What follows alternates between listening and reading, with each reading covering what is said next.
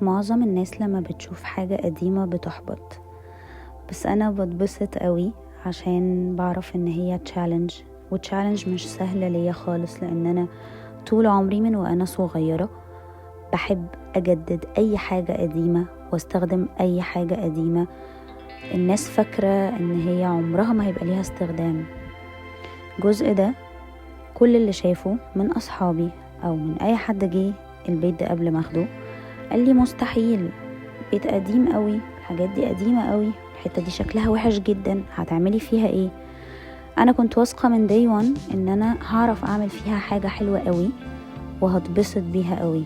وفعلا كل بيس من دول انا اخترتها، وكل صورة متعلقة على الحيطة انا جبتها من مجلة قديمة من زمان.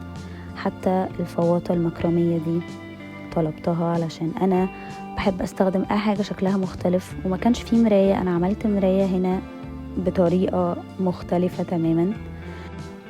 حتى الشباك ده كان عامل لي عقدة كبيرة قوي، فقررت ان انا هداريه.